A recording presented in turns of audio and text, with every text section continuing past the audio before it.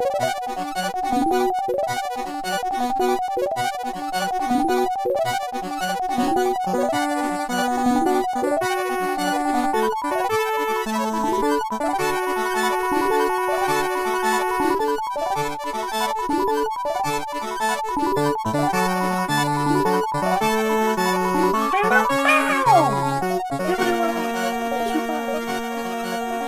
the Scat Man.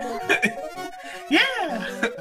Welcome, everyone, to a new episode of Action Reaction and our new opening theme, right? I'm just gonna, cut out the old opening theme, and that'll be the new one every time now. Yeah, no, just Zane doing some late 40s scat work. There you go. Oh, Lord. That is not gonna happen, even a little. Anyway, we're back for our reaction end of Ghosts of the Past, our theme from last time, in which I brought the amazing, highbrow, artistic powerhouse that is Full Contact. You don't even believe that. I don't know. No. Any movie with a super slutty woman named Virgin in it probably does not get the title of artistic powerhouse. She was super slutty? Well, We'll get to it. We'll get to it. I mean, that's what they were trying to portray her as. Whether that succeeded or not, I mean. Yeah, I guess. Well, I brought in Mission Impossible Ghost Protocol, which was not particularly slutty. Missions Impossible. Yeah, Mission Impossible 4. Which was incredibly mission heavy, I gotta say, even by Mission Impossible standards. So how'd you feel about the mission, Zane? It wasn't not fun. I enjoyed it. It was very mission heavy, but it definitely felt like they had 5 ideas for different Mission Impossible movies, but could never, they knew they would never get Tom Cruise to make 15 of these. Like, they didn't have time or budget to make 15 more Mission Impossible movies. So they're just like, let's just make all of the Mission Impossible movies in this one, all the ideas we have kicking around, and then we'll move on from there. Well, hold on, because I believe the budget for this movie was $140 million. Budget was no problem here. No. It was like, oh no, we only have Tom Cruise for this amount of time. Yeah. So we need to spend all of our money on this one movie with him. Yeah. So I'm not saying but they don't, budget for one massive blockbuster, even if it's a massive budget, isn't the same as budget for 15 massive blockbusters where they could have easily stretched out Russian prison escape or failed Moscow mission to get codes, or big massive Dubai tower car getting chase scene thing into their own movies. Well, I mean, the car getting chase scene probably wasn't even the expensive part of the Dubai mission. Like, they had him climbing up the outside of the Burj Khalifa. Yeah. The point being, it was fun, but it was also like several movies of fun, Right. And I can also see, I think I have to assume that that's why you enjoyed it, because it is about as little plot with as much non-plot action as you can possibly have.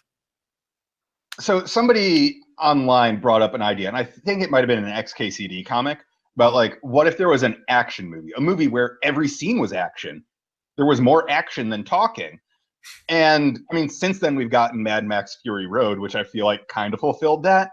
But outside of that, this movie is about as close as you're going to get. It's just like, okay, we're going to do the bare amount of talking we need to set up where we are and what we're going to do, with a big sweeping establishing shot of the city that's going to be gorgeous and make you want to travel there, but then also watch this mission. And more classically, you have your movies like The Man from Hong Kong, which tried to do the same thing. They just didn't have the budget or didn't have the established genre to work with at the time. Right. Because that movie was literally just excuses for people to fight each other. Yeah, but they spent more time making the excuses for the fights. Yeah, it's true. Where this kind of just gives you like maybe like 2 minutes As of long as it takes to say this is your mission if you choose to accept it. Like, yeah, and then each person running through what they're about to do yeah. through an invisible headset in their ear. Which also, of course, makes the movie kind of have a weird pace to it, because really the only narrative tension of the movie that can happen at all or can exist is when parts of the mission go wrong. So parts of the mission have to fail continuously. Yeah, and I think this movie does a lot of actually really good work with the pace. But like just for like what goes on in each individual mission, I felt like they did a good job of setting up the movie where first mission, Russian jail, goes well. Tom Cruise calls all the shots and things go right. Even if Simon Pegg is, oh no, we shouldn't, but Tom Cruise got it right. Next mission, everything goes wrong. Yeah. Busted fucking mission. So they do a good job of setting up the stakes of, oh no, in this next mission, when we say this might fail, he can fail. He can grossly fail at a mission. And I feel like there are real stakes to the movie because of that. It's true. They do, I think I almost would say that it is what a movie about, based on something like Mission Impossible as a TV show should be. Because in reality, you have like these 4 mini missions that cover one basic series of events. And, it's like each one would be a half-hour TV show. And that's how you get a 2-hour, 12-minute movie, is by taking these 4, what would be 4 individual episodes and making one movie out of them with an overarching plot. But each of those TV episodes cost $35 million. Yes, but each of those TV episodes cost $35 million. And the end payoff of actually my wife is alive is actually just delivered as actually my wife is alive and is still bullshit. Yeah, okay, but was that really the end payoff? I mean, it was the last thing that happened in the movie. Yeah, it's not the end. That happened in the movie. It's just one of those things where you get the movie, like, mission completed, mission success, yes. And then you see that there's like 10 minutes more movie left. You're like, oh, what's this gonna be? Oh, it's gonna be bullshit, huh? Yeah, it's gonna be some sentimental bullshit. And it's not even like, I'm okay with sentimental bullshit, but it's just like literally, we had a scene where Jeremy Renner gets all weepy and is like, the reason I'm not in the field anymore is I watched this guy's wife die. Which guy? That guy, Tom Cruise guy. And then, half hour later, after some more action and shit, some more proper action and shit, to quote Hot Fuzz. Right. After some more proper action and shit, then you're like, my wife? She's alive. Yeah? Yeah, and one of the things that I do like about this movie is, although, okay, sure, maybe that's bullshit, but they mention it, it takes up maybe like 5 minutes of the movie before the end. Yeah. And the rest of the movie is very tightly paced. Oh, yeah, that's why I say I can understand why you like it, is that, like, anything like that, anything that might be another plot or something, is just cut down to, like, we'll have a scene where this happens, and we might touch on it later, but it's going to be like 30 seconds of scene, and then we'll touch on it for another 30 seconds later in the movie, and that's all we got to do.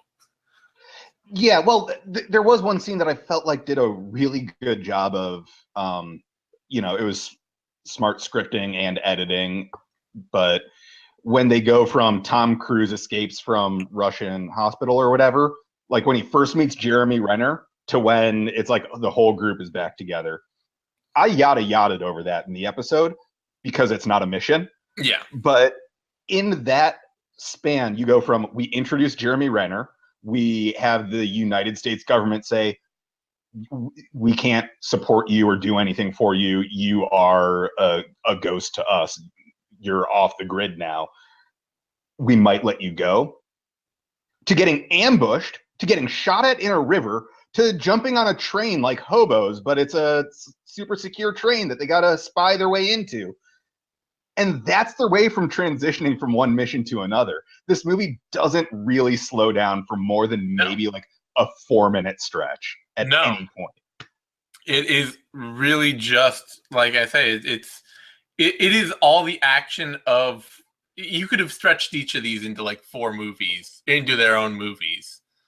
And it would be, you know, like it would be your normal James Bond, like your normal classic 50s James Bond movie, but without any of the like padding and extra like romance or comic relief or no romance, no jokesters, missions. We're just doing missions. And like, quite frankly, it's just fun. And it's like, this movie isn't doing anything particularly novel. It's not, oh, we're importing gun opera and doing a John Wick, or we're importing like Southeastern martial arts movie to the US and filming it that way.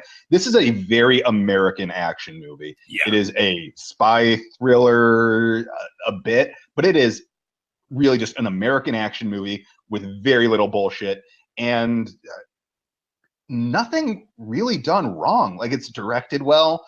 It keeps you in the action as it's going on. Nothing stands out as like an unmotivated character decision. It's just a well done movie. Good for Brad Bird. Yeah, well, like I say, it's, you know, it's the idea of coming down to all of the motivation, all of the narrative motivating points in the movie are when the mission fails. So it is really like, if you're going to base everything around points of mission failure, it is really difficult to have unmotivated characters or like poor pacing, because everything is, well, we have an action scene set up and we have everybody having a job to do, and that job goes wrong. So now that the job has gone wrong, you have an instant new motivation that you have to deliver on in a new tension hook. Yeah, and every character is at least somewhat competent, but also somewhat flawed, and they never really break their characterization. Yeah. I just feel like this is one of those movies that, no, it shouldn't win an Oscar or anything, but it should be regarded as like, this is a well-done action movie. It's well-paced, it's well-directed, it's well-acted, I guess. Yeah, I mean... for an action movie. Hiring, like, the best thing that Mission Impossible ever did for itself as a series, honestly, I mean, I know it's hiring Tom Cruise because he's a money-making machine. All he has to do is show up and people, you know, shell out huge amounts of money to see him. Yeah, he has to show up, run, and suspend himself several hundred feet up in the air. That's it. Yeah. It's fine. But the smartest thing they did for people like me is hiring Simon Pegg in a relatively straight role. Not like, you know, not Rob, what's his name? Rob Schneider. Or Rob, yeah. No, is it Rob Schneider? Rob Schneider, I think. Yeah, the terrible comedy actor, whatever, who was in all the action movies in the 90s. He like was always the comic relief in action 90s action movies. It's not Rob Schneider, where you're just putting him in for like the worst, most cringeworthy jokes of all time. It's right. It's a relatively reasonably straight character played by an actor who's best at comedy, which means that any comedic lines he does are funny and good and well used. And then the rest of the time, he's totally fine and does a good job acting because he's a totally fine and good actor. Yeah, and I think a lot of that also has to do with the writing and the role. Like, they made him a competent person who belongs in each of these missions. He's a pivotal character to every single mission here, and also just a legitimately funny person. He has great comedic instincts as an actor, and it works. Yep. He's the saving grace for me that might make this like the most watchable Mission Impossible movie for me. That's fair. Well, he's in the next one too, and the upcoming one. So I don't Yeah, know. Maybe are this is they a as good series. though? You sprung this one on me first. This is the first Mission Impossible movie you've made me watch. You could have chosen others. Why this one? The one, okay, Mission Impossible 1 is like too classic. I didn't want to go that way. Mission Impossible 2 kind of sucks. Yeah, Mission Impossible 3 is a bunch of people peeling off masks, and it's like, oh, they weren't the person I thought they were. I do remember that. Yeah, Yeah, but also Philip Seymour Hoffman is very good in it, he is. but Well, because he's Philip Seymour Hoffman. yeah, God rest him. Yeah, this is where Brad Bird stepped in. This is the first movie he did that was really significant, besides like the Iron Giant and Ratatouille and The Incredibles. Yeah. And I mean, all of those movies they're very competent. They're very clean. If you're into animation, they are really like beloved works of animation. Yeah. Whether you're talking about mass market or, because Iron Giant is obviously like that's a cult on an animation classic for a lot of people. Right. But Incredibles is a massive mass market success. And then you have somebody like me, and Ratatouille is like my jam in between them, where I would not watch either of the others because they're too sentimental, and Ratatouille is sort of this weird oddball thing in the middle where I'm like, I like this. This is fun. Yeah, Ratatouille doesn't get sentimental until the third act twist. Yeah, and even then it's not that sentimental because it's still just such kind of a weird idea. Yeah. But so to have a guy who they understand is a very competent filmmaker step in and start doing this huge budget movie, I felt like it was a real coming out for him. And also when this movie or when this franchise really got a strong sense of direction. And then the next movie has more like in-depth plot, and you're focused on like, what was that? Bring a book. Yeah. Well, no, there's like one character who's working both sides, and you don't trust her at first, but then Tom Cruise trusts her, and then you don't know if the bad guy's going to kill her, and there's just a bit too much of like the overpowering, shadowy evil guy who can control everything going on. Mm. It's just a less tight story, and there's some great missions. There's Tom Cruise on a plane wing while the plane's taking off. So the question is, I want to come back because I want you to describe every Mission Impossible movie to me in detail. Which, yeah, no, I'm just saying, like, the other ones have very clear flaws. This one is a just really tight, well-made movie. Is it your favorite of all of them? Oh, easily. Okay, good. See, that's what I want to know. Like I think for me it may be the most watchable for me. It may be the one I'd be most likely to go to because it is so simple and like unconcerned with anything other than action. Yeah. And that's kind of what makes it beautiful. And it's also like, this is going to be your best hit of Mission Impossible. This is the fix that you're going to keep trying to get again if you try another Mission Impossible. And then next thing you know, you're going to be like, oh, it's just worse. Yeah. So 2 favorite moments, both of them, of course, occur when Tom Cruise is suspended from something because that's the core Tom Cruise in any Mission Impossible movie. I'm convinced it's the only way he can get an erection anymore. He's just like got that autoerotic asphyxiation thing, but it's with like belts or ropes around his waist while dangling from buildings. Yeah, well, in Mission Impossible 2, like the main thing was like the first scene was him free climbing, and like he had one support line, but like one support line's enough. Come on, that's what most people climb. So what you're saying? But still, at some point, and I don't know why I'm going to say this, but I'm going to say this. But we're going to find Tom Cruise dead, hanging from his waist with a belt around it, tied to a doorknob. That's not high enough. It's good. Like, he's going to climb up some skyscraper with a bunch of Russian teenagers, and that's the way that he goes. It's going to be on some Russian teenagers VK video. I'm just seeing like Tom Cruise in that Thai hotel room. You know, they find him with like the belt around his waist, suspended from like the ceiling fan, spinning slowly. The problem is he's already been on top of the Burj Khalifa. How much higher can he go? That's right.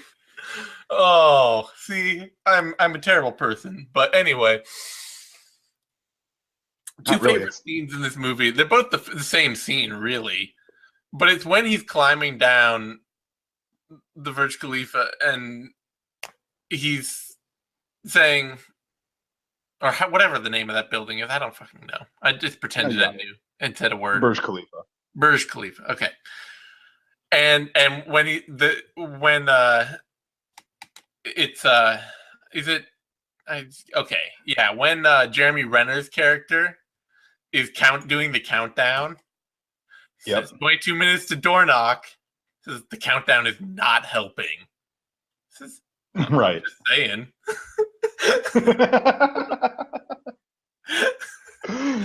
I love that. That is like the best scripted moment of this. All the dialogue in this is Jeremy Renner being like, "I'm just saying." Yeah, and it's great because it's him, Jeremy Renner being aggrieved, and Tom Cruise finally showing human emotion. Mm-hmm. And then the other one it being when he then has to like run back down the building on his slack line. Yeah. And he gets like he can't get back to the window that they're to the apartment or to the room that they're in. And they're looking at him like, your line's not long enough. And he just looks and he says, "No shit." Like, right. It's a great. That's kind of what I love about this movie is there is like the tension and release, and those are like legitimately tense moments, but they do make you laugh during them. Yeah, those were like you already have moments. Yeah, like it already gave you the sense of vertigo from showing when he was climbing up. Like, no, this is how high up he is. He has plenty of time to think if he falls, and they still cut it up with that. And it's really fun. Anybody who's just like looking for a good time of a movie that they don't need to like think that much about, I feel like this is the go-to for American action movies. So on the other side of that, though, I gotta say, in terms of our episode, it's not very ghosty. It has it in the title. Yeah, okay. It has it in the title. It's still like,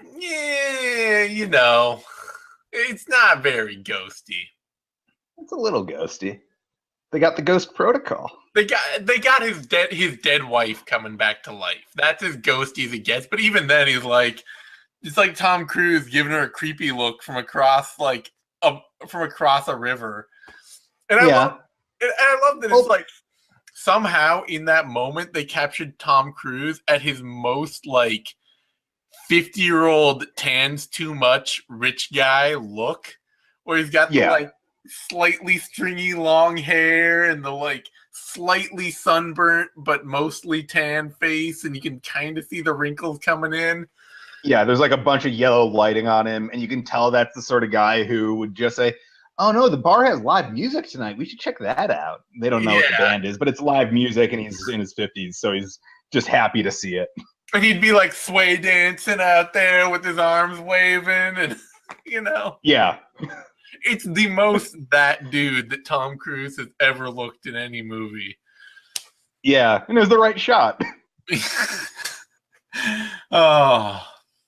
All right. So on the flip side, Full Contact.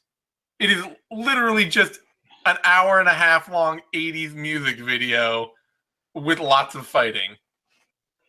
Yeah, I gotta say, what a movie. What a movie. It's super fucking fun, right?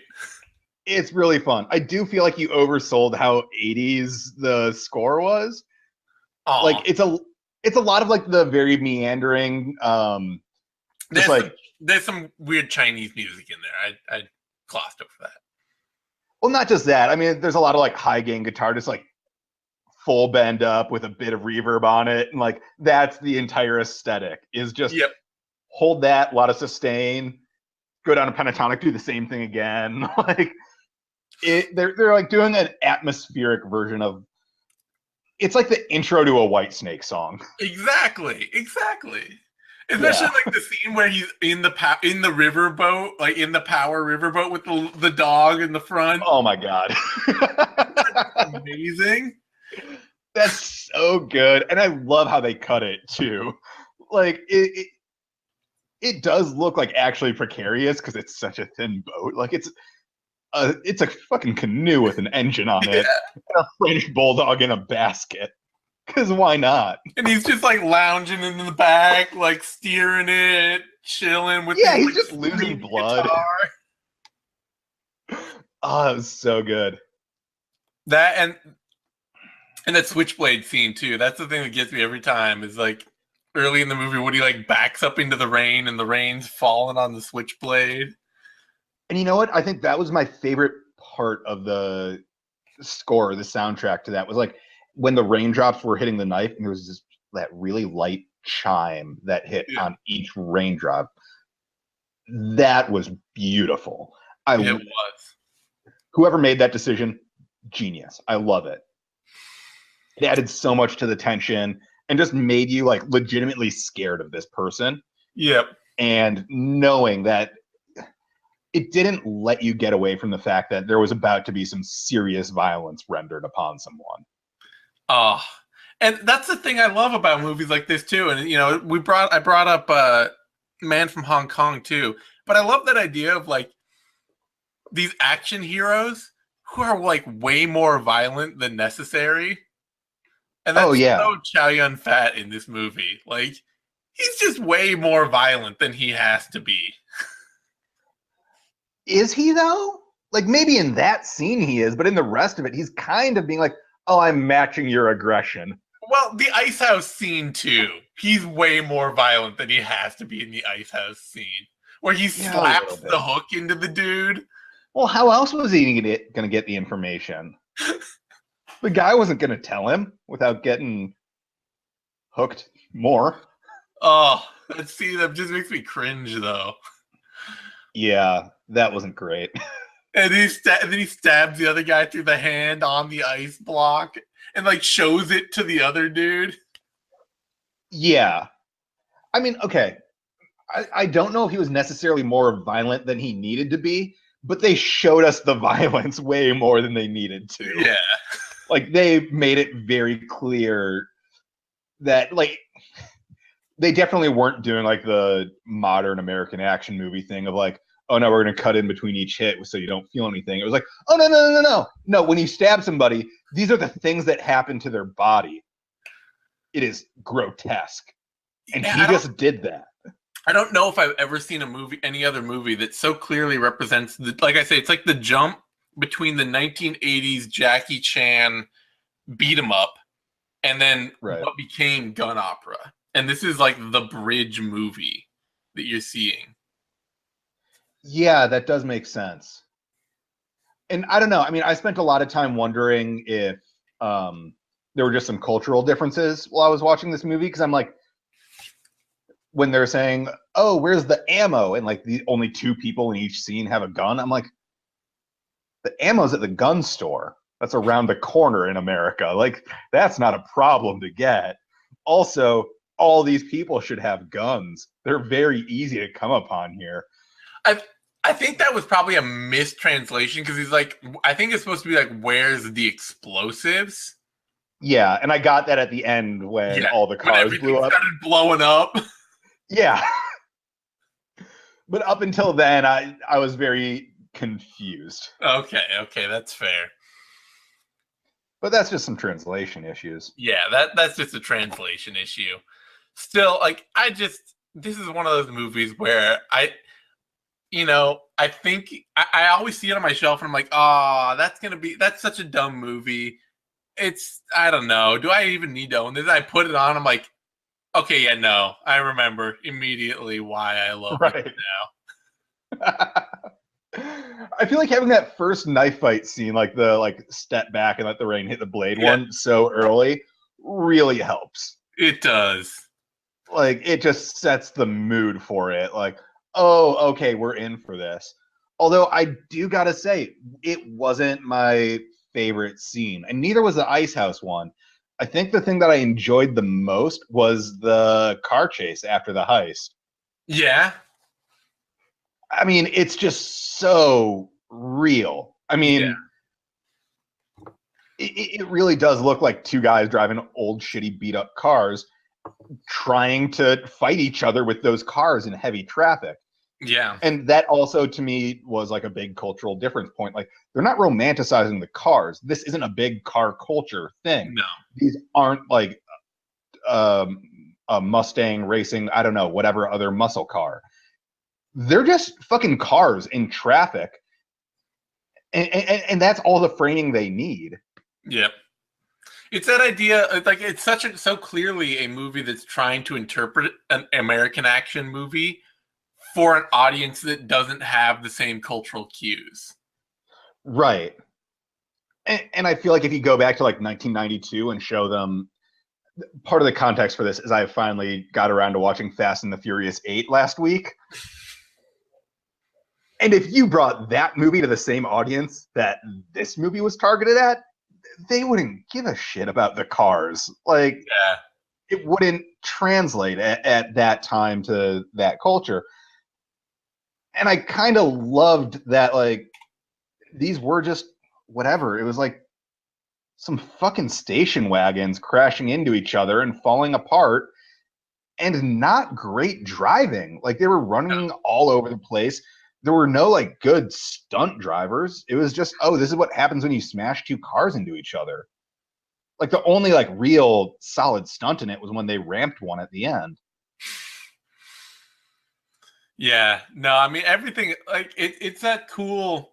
To me, it's a lot of that cool sort of the same thing you get with like the tie, the raid, and that guy who came before Tony Jaa, who sort of taught him all of his stuff. I don't know if you've seen any of his movies. Oh, and I think I know the guy you're talking about. He had like his scenes cut from the Star Wars 7, whatever. It may be. But so there's like this guy who's a famous action star who was Tony Jaa's mentor as an actor. And if you've ever seen any of his movies, his Thai action movies, they're just the most ridiculous fucking over the top stunts that are like then not really like played up that well because it's just sort of a totally different idea, like, or like the stunts are played up or the moments are played up, but none of the trappings are played up. It's the same sort of thing with like the classic Jackie Chan action movies where it's like, it's him swinging a ladder around and hitting people with it, or like swinging through some railings and hitting people or that, and it's not him running down the most expensive tower in the world to highlight this beautiful location they're in, or some other like crazy, like, oh my god, can you believe this amazing place or this amazing car or this amazing trapping that we've included? It's like, can you believe this fucking stunt that you're seeing in front of you, which looks way too real and like somebody probably almost died doing it? So one of those guys who's like, I'm doing my stunts and we're doing them in camera, and whoever's getting hit needs to be a good enough martial artist to understand how to absorb it, kind of thing. Yeah, and that's what that's what I like about this movie particularly, is it's just such a weird crossover of that, like, where they're trying to make a modern action movie, but they have all of that mentality. So you almost have this very like Street Fighter-esque Chow Yun-Fat, where he like punches some dude and the guy like flies back into a car wheel and bounces off of it, and you're just like, that was fucking cool. Like, right. And at the same time, I feel like there's always that, whatever you want to call it, like him and the main bad guy both have like their limit break or whatever of, we also have a gun. We have guns that we're really good with. Oh, the scene where they shoot and the bullets bounce off each other. Oh man. There was so much going on in that scene. That was, I mean, I was enthralled through that, but at the same time, I was trying to figure out, like, is he still friends with his friend person guy? What's going on? I've kind of lost the plot here. Never mind, I don't care. Yeah. Oh, and then it builds up to this whole like pouring rain, fire, like, all these cars exploding and the motorcycle and your electric guitar is going, and it's just Yeah. I did think that there was an interesting dichotomy going on in this movie that seemed very early 90s, where you kind of brought it up on the main episode, but like the bad guy is like vaguely gay throughout the movie, and then at the end is just like straight up about it. Yeah. And the hero doesn't fuck. He doesn't. He doesn't. And like one of his first scenes is he's a bouncer in a club and people are boning in the bathroom, which, come on, who among us? And he breaks it up. Yeah. It's kind of a downer. That was why it was hard for me to get on board with this movie as much as I would want to. Is like, there's people boning in the bathroom of a bar, and he tells them, making love is sacred. Do it in bed.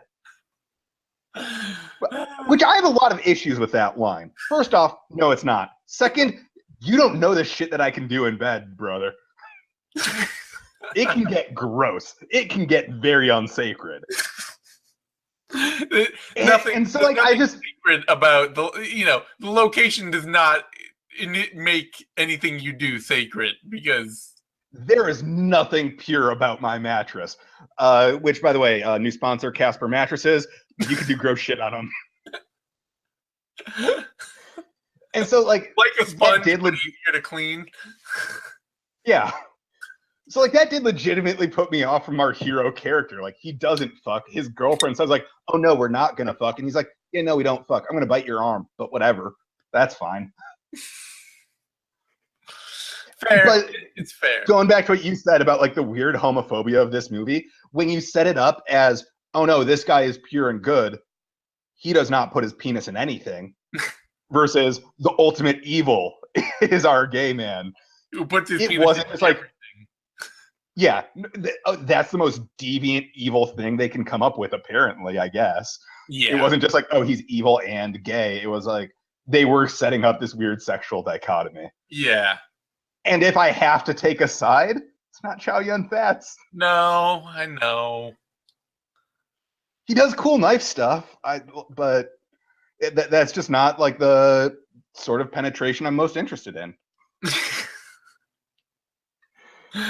Fair. You did but not expect this tangent.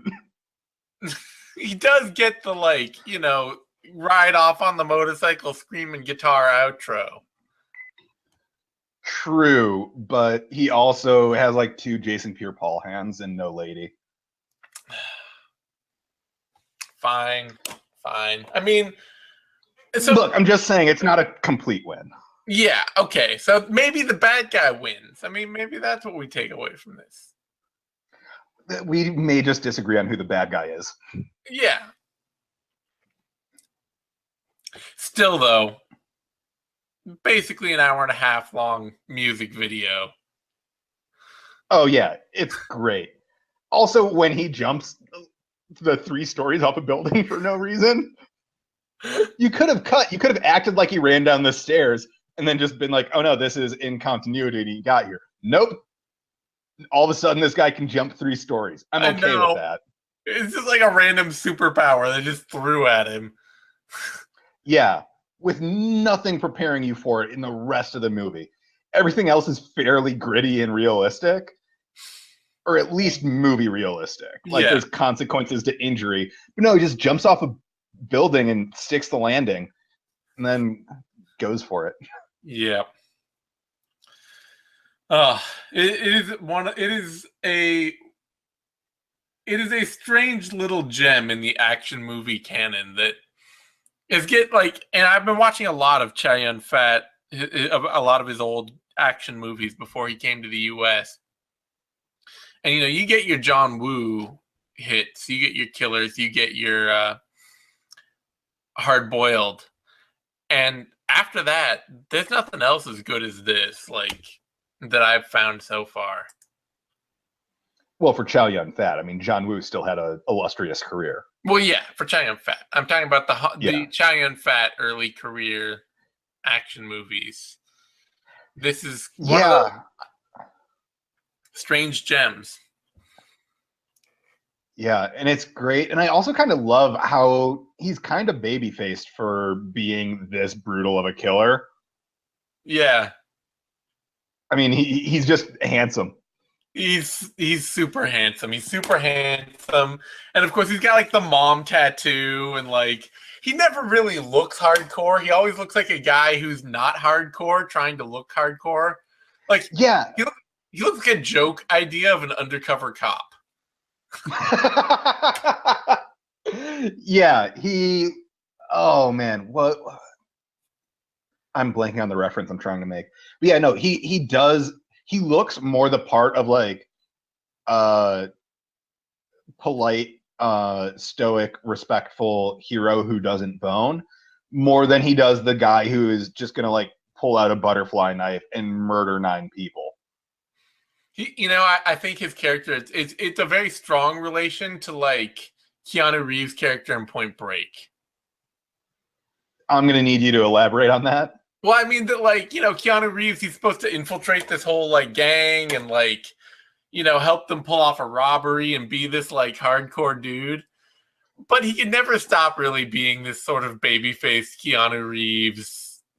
Like even when he's doing action stuff, you're never Yeah. like Keanu Reeves hardcore. It's always like, oh, Keanu Reeves is very handsome and he also does some stunts, I guess.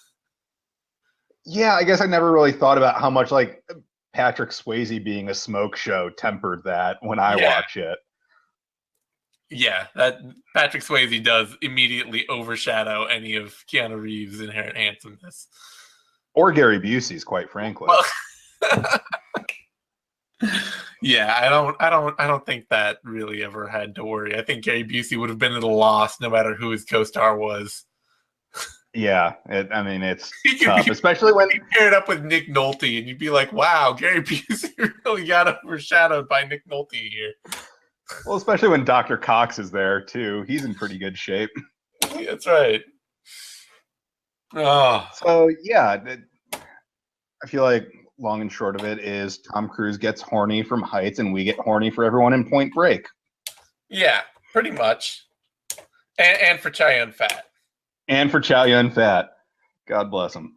Yeah, you can't not be horny for Chow Yun-Fat. Did he ever do porn like Jackie Chan? I don't think he did, no. He was like a sort of I don't want to say rom-com, but he was very much like a teen sensation actor for a while in China. Like this very like cutesy, young, handsome lead in movies who then transitioned into being a badass as he got older. Okay. And then apparently peaked here.